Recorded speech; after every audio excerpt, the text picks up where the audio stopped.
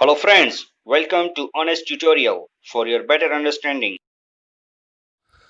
Hello friends, this is Akram Sheikh and you're watching Honest Tutorial. Friends, today we will discuss about the e-banking. Already we have discussed about the what is the meaning of the banking and what are the functions performed by the banking and how many types of accounts are there in the bank. So let's start with the e-banking. Today we will discuss about the e-banking. Meaning, e-banking means electronic banking. In this kind of banking, transactions are done with the help of electronic media instead of physical method. The development in banking process is seen at three phases. E banking का मतलब क्या है कि electronic banking है और इस प्रकार की बैंकिंग हमें कहाँ देखने मिलती है कब मिलेगी जब हमें कोई इलेक्ट्रॉनिक कोई साधन की हमें इसमें ज़रूरत पड़ेगी इंस्टेड ऑफ फिजिकल मेथड यानी फिजिकल की यहाँ पे हम कोई इलेक्ट्रॉनिक मेथड से हम लोग यहाँ पे बैंकिंग करते हैं तो इसको बोलते हैं e banking the development in banking process is seen at three phases जो बैंकिंग का जो डेवलपमेंट हुआ है जो प्रोसेस का जो बैंकिंग प्रोसेस का जो डेवलपमेंट हुआ वो तीन स्टेजेस के अंदर हुआ है तो हम लोग देखते हैं वन बाय वन कौन कौन से स्टेजेस है। सबसे पहला traditional process. The transactions of bank were done traditionally and the ledgers were maintained for entries of the account. In addition to this, any other work such as keeping vouchers or checking the specimen signature etc. was done without any type of machine. तो traditional process में क्या होता था कि जो banking के जो भी ट्रांजेक्शन्स होते थे वो लेजर के अंदर वो मेंटेन किए जाते थे यानी एक बुक जैसा होता था। बुक के अंदर वो पूरा रिकॉर्ड यानी रिटर्न रिकॉर्ड उसमें करते थे और साथ साथ में क्या होता था जो वाउचर्स जो होते और जो सिग्नेचर को जो स्पेसिमिन सिग्नेचर को चेक किया जाता था यानी वाउचर में जो साइन है और जो कस्टमर की जो एक्चुअल साइन है उसको क्या चेक करना पड़ता था। तो वो किस तरह से करते थे जो बुक के अंदर रिकॉर्ड मेंटेन किया होता था उसके माध्यम से ये सब किया जाता था। Was done without any type of machine और ये किसी भी मशीन के इस्तेमाल के बिना ये सब कुछ किया जाता था।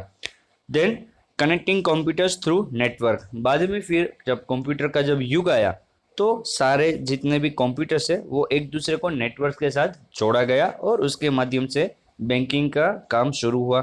In traditional process of banking, all computers lying in the same branch are connected through network. One of these computers among all the computers of the same branch was called the server. In this way, connecting all computers of the same branch is possible and banking process become easy and speedy. फिर traditional process में ही जब computer का जब युग आया जब computer जब आए तो फिर क्या किया गया कि एक ही ब्रांच के अंदर जितने भी कंप्यूटर थे वो सबको एक दूसरे के साथ नेटवर्क के द्वारा जोड़ा गया और उसमें से एक मेन कंप्यूटर बनाया गया जिसको सर्वर बोलते हैं। तो वो ब्रांच के जितने भी कंप्यूटर उसका जितना भी डेटा होता था वो सब कुछ सर्वर के अंदर सेव होता था। तो एक कंप्यूटर के अंदर अगर कोई ट्रांजेक्शन किया तो वो दूसरे कंप्यूटर के अंदर उसका ट्रांजेक्शन का इफेक्ट हम लोग उसमें देख सकते थे। लेकिन ये प्रोसेस सिर्फ विद इन ब्रांच हो सकती थी यानी उस ब्रांच के अंदर जितने कंप्यूटर है वो नेटवर्क के अंदर जितने हैं वो सब एक दूसरे के साथ कनेक्ट रहते थे और वो सब एक दूसरे ट्रांजेक्शन की इफेक्ट दूसरे कंप्यूटर के अंदर भी देख सकते थे। देन थर्ड फेज जो आया वो था यूज ऑफ इंटरनेट।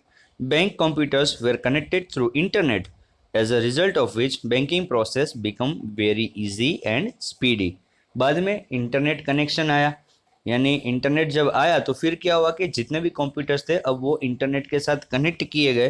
तो ये इंटरनेट के साथ कनेक्ट करने की वजह से क्या होगा कि अब एक ब्रांच नहीं दो ब्रांच नहीं तीन ब्रांच नहीं लेकिन जितने भी ब्रांचेज है सब ब्रांच एक दूसरे ब्रांच के अंदर जो भी ट्रांजेक्शन होगा उसकी इफेक्ट वहाँ पे वो लोग देख सकते हैं यानी कि उसकी इफेक्ट उसको वहाँ पे दूसरी ब्रांच पे भी उसकी इफेक्ट सेम हो जाएगी उसके अंदर अकाउंट के अंदर। ये इंटरनेट के माध्यम से ये चीज़ होगी। तो हम लोग देखते हैं internet core banking and mobile banking क्या है। Bank transactions are done through internet. For this kind of system, bank has also set up arrangement like e-corner and e-gallery. In this kind of transactions, the bank provides unique code or password to the customers. In this type, transactions are done in two ways. First is the financial transaction, second one is the non-financial transaction. अब bank क्या हो रहा है, bank जो internet के माध्यम से अब जो ट्रांजेक्शन्स हो रहे हैं तो for this kind of system bank has also setup arrangement like e corner E gallery. आपने कभी रास्ते में देखा होगा आपने तो स्टेट बैंक ऑफ इंडिया है उसकी एक ई गैलरी मिलती है तो वहाँ पे हम लोग जाए तो वहाँ पे हमको क्या मिलता है, वहाँ पे एक तो एटीएम मशीन होता है जहाँ पे हम लोग कैश विड्रॉ कर सकते हैं, वहाँ पे सीडीएम भी होता है, कैश डिपॉजिट मशीन भी होता है, फिर वहीं पे एक पासबुक जो होती है उसका प्रिंटिंग मशीन भी होता है। तो उसके अंदर पासबुक डालो तो हमारी अकाउंट जो होता है उस पर बारकोड होता है, उसके जरिए उसको रीड करता है वो कंप्यूटर और वहीं पे वो उसको प्रिंट भी कर देता है। तो इसे बोलते हैं ई कॉर्नर या तो ई गैलरी। तो ये सब कब पॉसिबल होगा, ये सब अगर सब चीज़ पूरी बैंकिंग सिस्टम पूरा अगर इंटरनेट के साथ जुड़ा हुआ है तब ये होगा। In this kind of transaction the bank provides unique code password to the customer. और इस तरह के ट्रांजेक्शन करने के लिए बैंक को कुछ कस्टमर या तो कोड उसको दिया होगा। In this type transactions are done in two ways. First is the financial transaction and second one is the non financial transaction. यानी दो प्रकार के ट्रांजेक्शंस भी आप इसमें कर सकते हैं, एक होगा फाइनेंशियल, दूसरा होगा नॉन फाइनेंशियल। फाइनेंशियल ट्रांजेक्शन क्या है, here bank account holder transfer money from his bank account to another bank account of the other bank account holder. ये एक बैंक अकाउंट होल्डर जो है वो पैसा ट्रांसफर कर सकता है दूसरी किसी भी बैंक के अकाउंट होल्डर के अकाउंट के अंदर वो ट्रांसफर कर सकता है। This transaction is called financial transaction. तो पैसा जब यहाँ से एक जगह से दूसरी जगह जा रहा है, ट्रांसफर हो रहा है, तो इसको बोलेंगे financial transaction. Payment like telephone bill, tax bill और other such payments are included in this. सिर्फ किसी को मनी ट्रांसफ़र करना यानी अकाउंट में ट्रांसफ़र करना ही ये नहीं होगा, लेकिन अगर कोई पेमेंट करना है हमें, लाइट का बिल भरना है या टैक्स भरना है, तो ये सब भी हम लोग अभी इसके ज़रिए कर सकते हैं।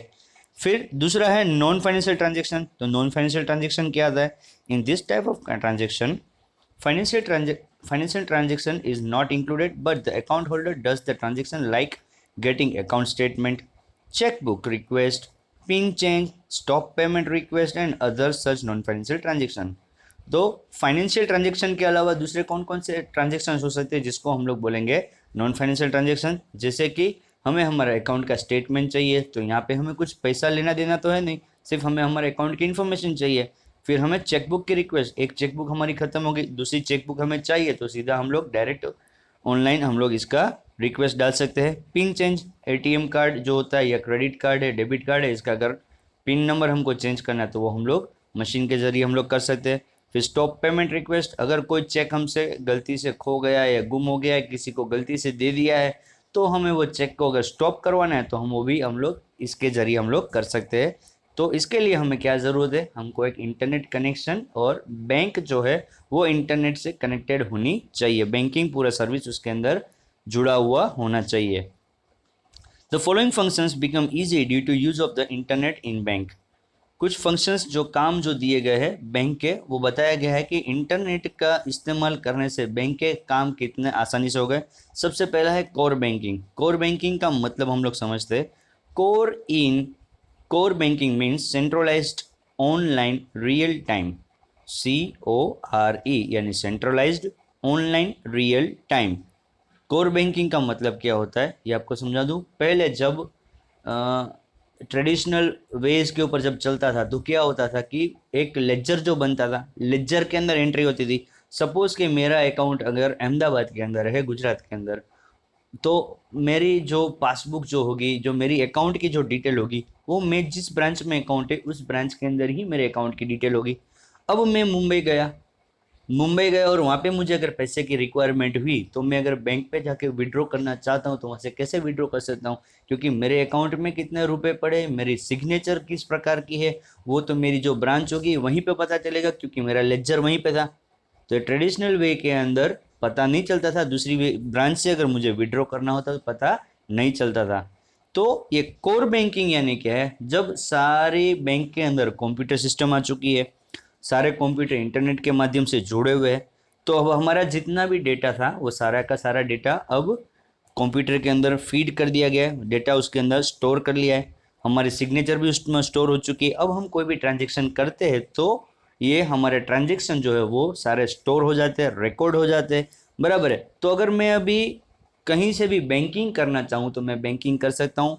यानी मुझे अगर अहमदाबाद में बैंक में अकाउंट है और मुझे अगर मुंबई की ब्रांच से अगर पैसा उठाना है तो मैं वहाँ से आराम से उठा सकता हूँ, क्योंकि वहाँ पे जाके मुझे सिर्फ मेरा अकाउंट नंबर देना है या तो मुझे चेक देना है, तो वहाँ की ब्रांच वाला कंप्यूटर में वो डिटेल डालेगा तो वहाँ पे मेरे अकाउंट की पूरी डिटेल मिल जाएगी उसको कि इसके अकाउंट में कितना रुपया पड़ा है और इसकी क्या सिग्नेचर है, वो सब कुछ वहाँ पे वो चेक कर सकता है। तो ये इंटरनेट के माध्यम से पूरी इंडिया के अंदर आप लोग कहीं भी जाके इस अपने बैंक का ट्रांजेक्शन आप लोग करवा सकते हैं। इसको बोलते हैं कोर बैंकिंग। तो कोर का मतलब क्या है? Centralize online real time. In this system, all the branches of the same bank located in the different parts of the world are connected to one another. इसमें क्या होता है? जितनी भी ब्रांचेस है पूरे वर्ल्ड के अंदर सेम बैंक, अगर HDFC बैंक बोलूँ तो सारी HDFC बैंक कनेक्टेड होगी, SBI बोलूँ तो सारी SBI की पूरे वर्ल्ड में जितनी भी ब्रांच हो सब कुछ कनेक्टेड होगी।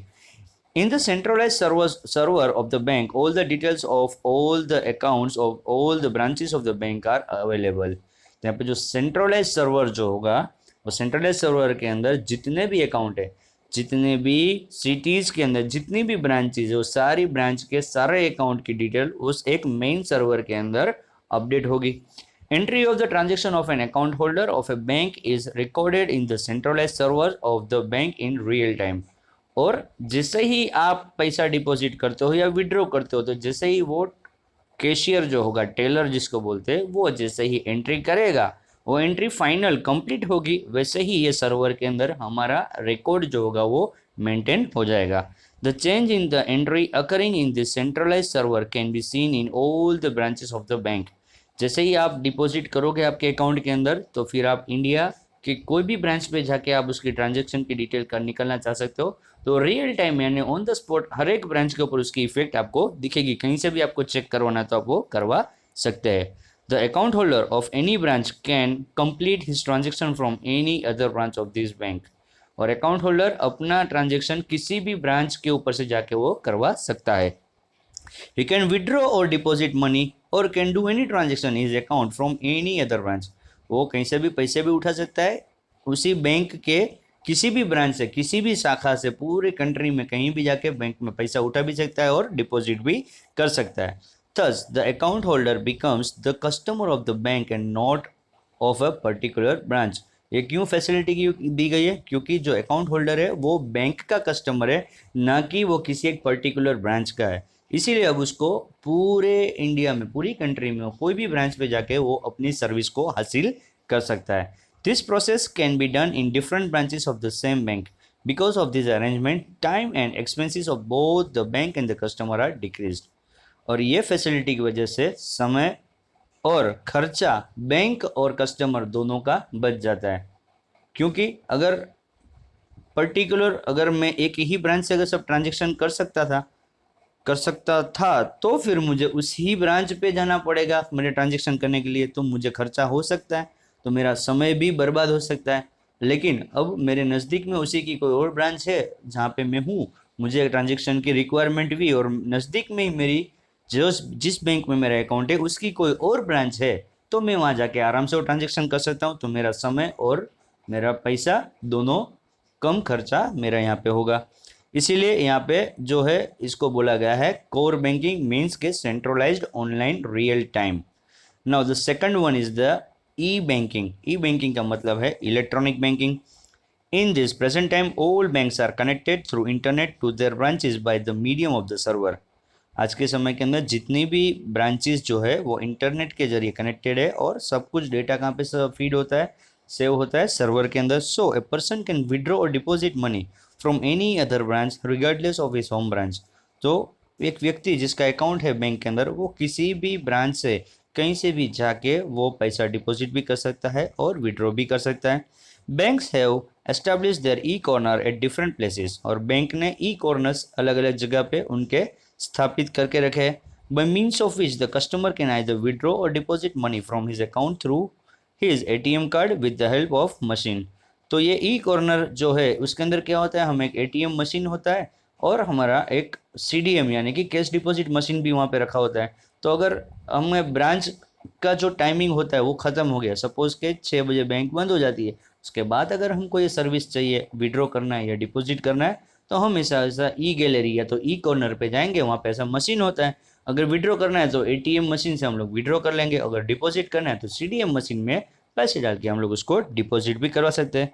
He can also the balance in his account by this system. और ये ई गैलरी या ई कॉर्नर के वहाँ पे जो एटीएम मशीन जो लगा होता है उससे वो अपनी बैलेंस भी आराम से जान सकता है।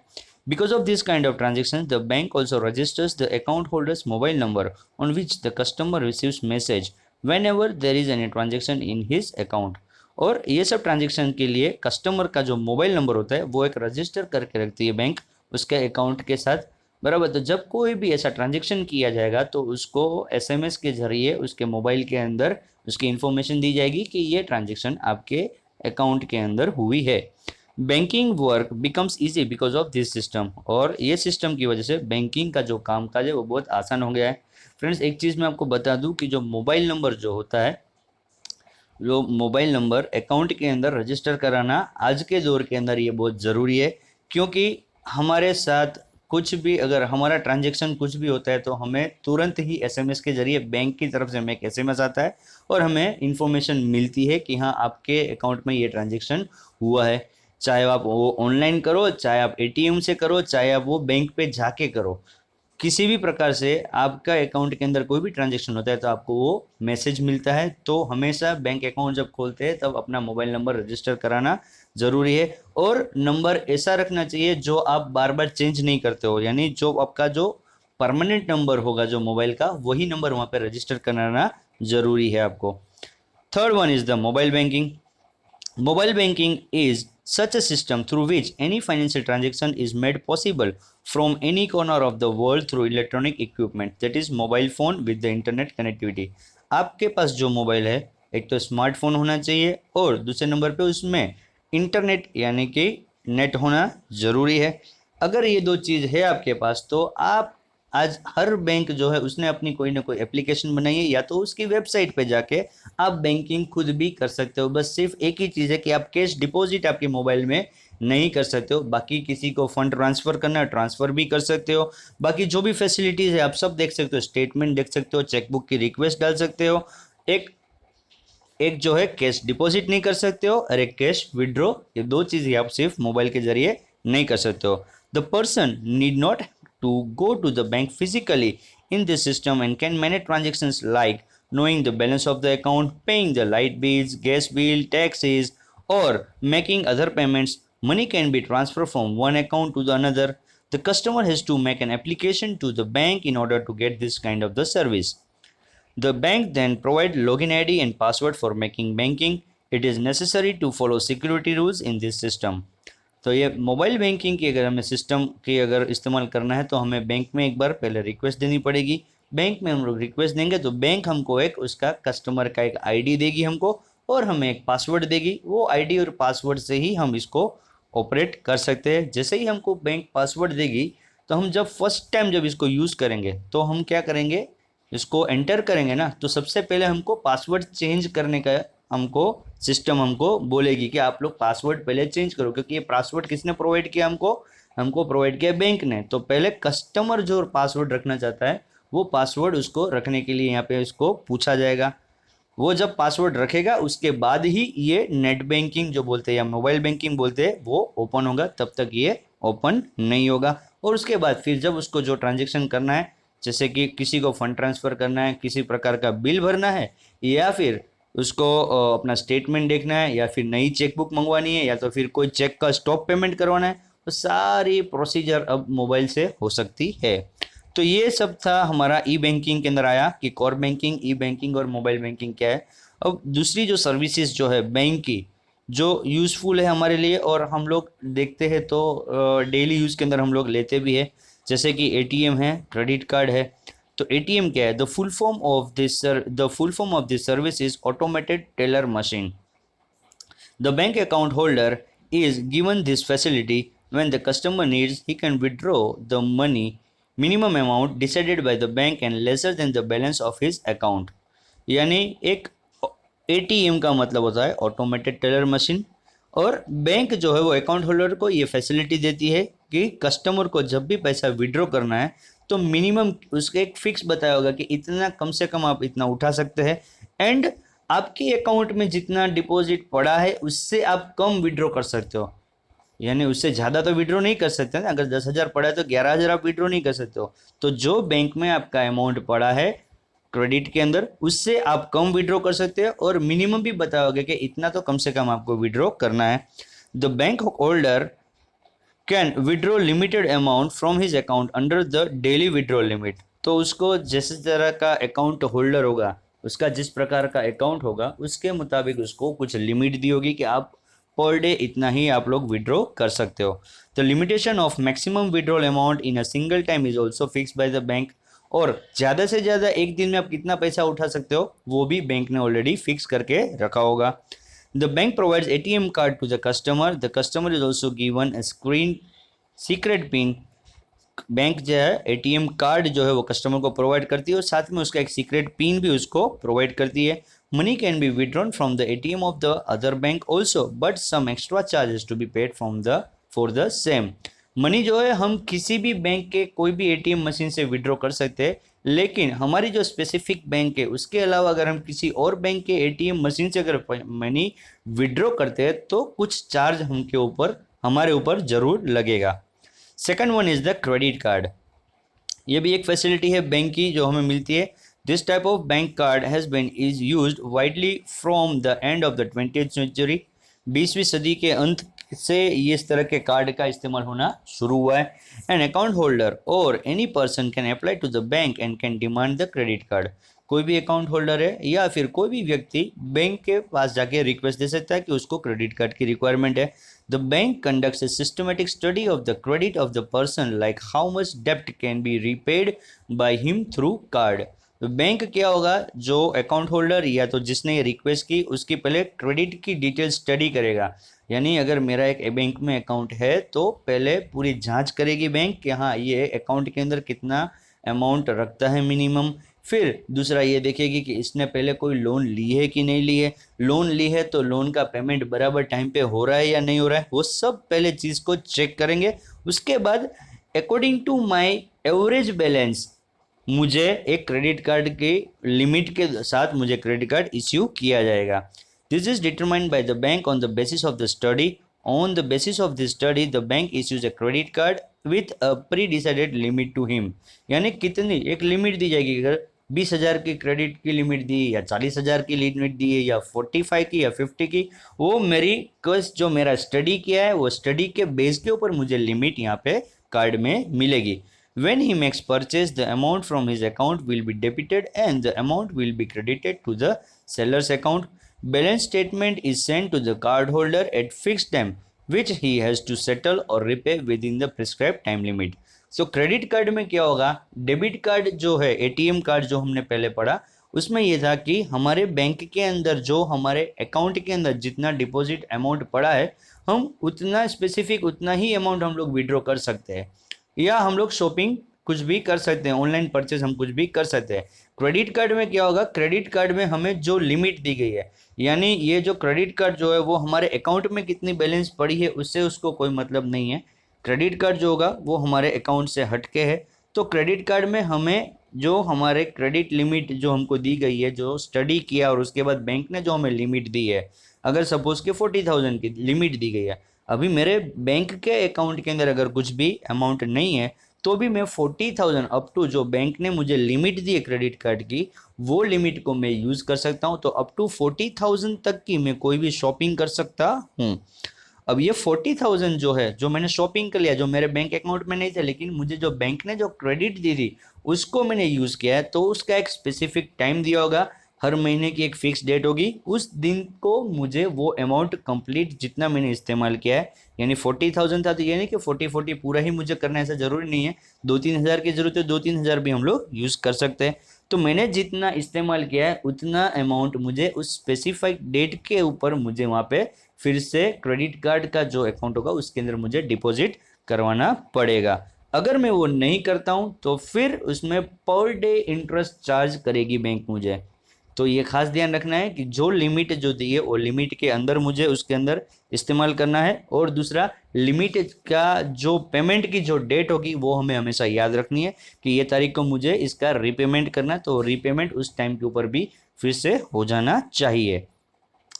Then the third one is the debit card. This card can be used at the place where there is an arrangement to do the transaction through debit card. The cardholder makes payment of his shopping through this card. This card is given to the seller to swipe after the shopping. The billing amount is debited to the account of the cardholder. The cardholder can spend only from the available balance in his account. अब ये देखिए debit card, पहले हमने पढ़ा ATM card. ATM card से क्या होगा कि सिर्फ हम लोग एटीएम कार्ड से, एटीएम मशीन से हम लोग मनी को विड्रॉ कर सकते हैं। लेकिन डेबिट कार्ड है तो डेबिट कार्ड से हम लोग क्या कर सकते हैं, एक तो हम लोग मनी विड्रॉ तो कर सकते हैं, लेकिन उसके साथ में हम लोग कहीं भी शॉपिंग करने गए तो हमें स्वैपिंग जो मशीन आता है उसमें हम लोग स्वैप कर सकते हैं। ऑनलाइन अगर हमें कोई चीज़ परचेस करनी है तो हम इसके डेबिट कार्ड के जरिए हम लोग उसको परचेस कर सकते हैं। जब डेबिट कार्ड से हमने अगर परचेस किया तो परचेस की जो अमाउंट जो है वो मेरी अकाउंट के अंदर जितनी बैलेंस है उससे ज़्यादा होगी तो वो परचेज नहीं हो पाएगा। जितनी बैलेंस है मेरे अकाउंट के अंदर उससे कम कीमत की अगर मैं कोई परचेज करता हूँ तो ही मेरा वो पेमेंट बनेगा। तो ये जो पेमेंट होगा, जो मर्चेंट होगा उसके अकाउंट के अंदर क्रेडिट हो जाएगा और मेरे अकाउंट में से ये डेबिट हो जाएगा। तो फ्रेंड्स ये थी हमारी वेरियस फैसिलिटीज़, अनदर फैसिलिटीज़ जो बोलते हैं एसोसिएटेड विथ बैंक जो थी वो हमने भी देखी, ATM, credit card and debit card. और दूसरा हमने देखा आज ई बैंकिंग यानी कि इलेक्ट्रॉनिक बैंकिंग। तो core banking, e banking and mobile banking हमने आज देखा। उम्मीद करता हूँ आप लोगों को ये पॉइंट्स अच्छे से समझ में आए होंगे। और फ्रेंड्स आपको अगर कोई डाउट है तो आप मुझे आपके जो क्वेश्चंस जो है वो मुझे कमेंट के जरिए पूछिए। और अगर आपको ये वीडियो अच्छा लगा है तो आपके रिव्यूज़ भी मुझे कमेंट के जरिए भेज सकते हैं। ओके फ्रेंड्स, तो आज यहीं पे हम लोग टॉपिक को यहाँ पे ख़त्म करते हैं। और इसी के साथ ये चैप्टर भी जो हमारा है बिजनेस सर्विसेज पार्ट 2 यानी कि बैंकिंग वाला जो चैप्टर है वो भी यहाँ पे ख़त्म होता है। Okay friends, bye bye, take care.